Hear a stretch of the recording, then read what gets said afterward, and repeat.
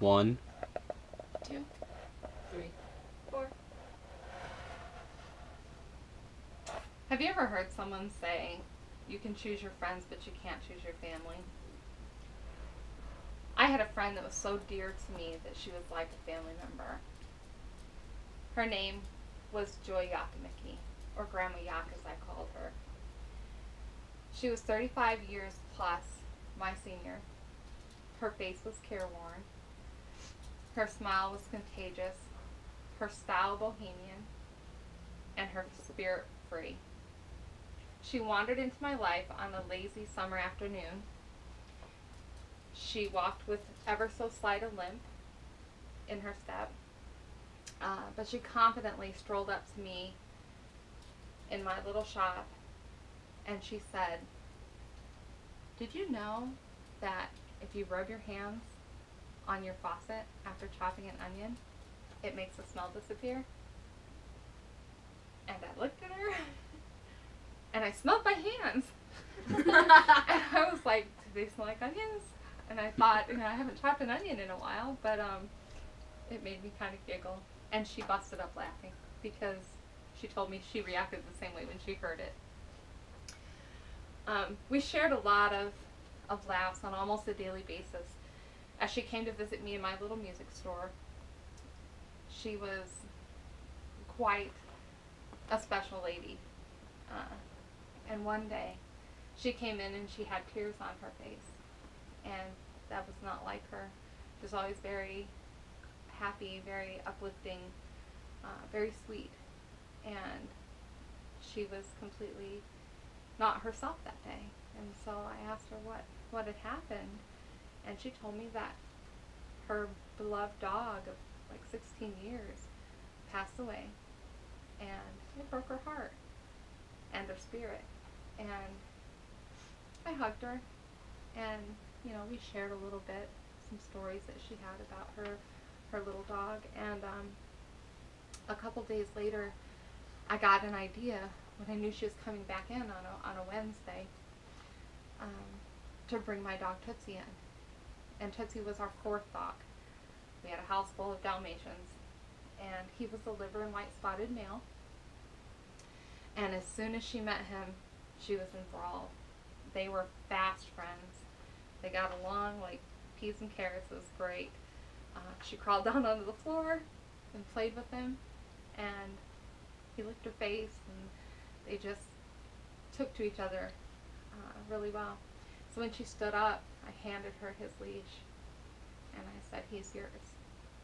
And she couldn't believe it. And she, right back down on the floor with him she went, played some more, and they visited me quite frequently together from there on out, inseparable, the two of them.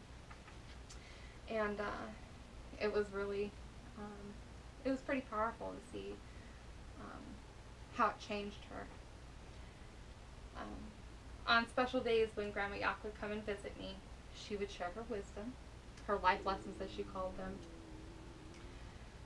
and I would drink it all in, like I had an unquenchable thirst.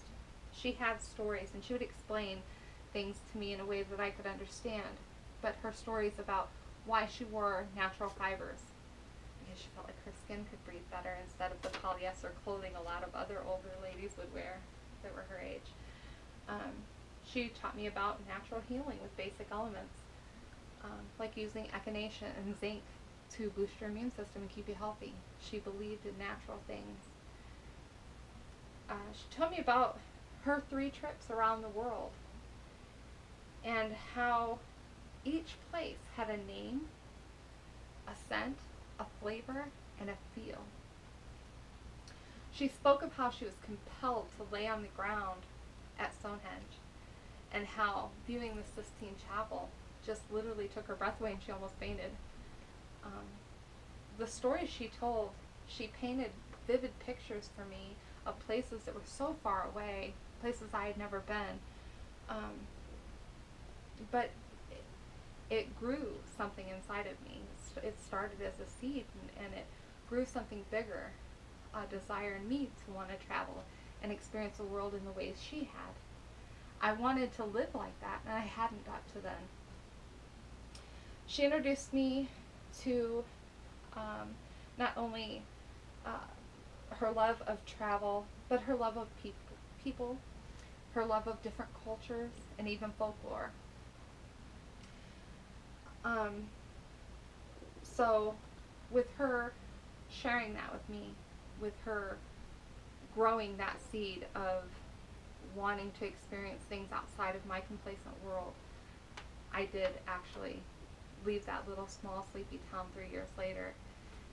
And I traveled this continent from shore to shore 16 times, as far north as Nova Scotia, Canada, and as far south as Mexico. I've lived in 7 different states now, and I have definitely expanded upon the little life lessons that she taught me. Always interested in more and learning more. I got word a couple years ago that Grandma Yak had passed away, quietly in her sleep, peacefully, just like she lived. I miss her a lot, but her memory is present in every onion I chop and every road trip I take. She's a wonderful lady.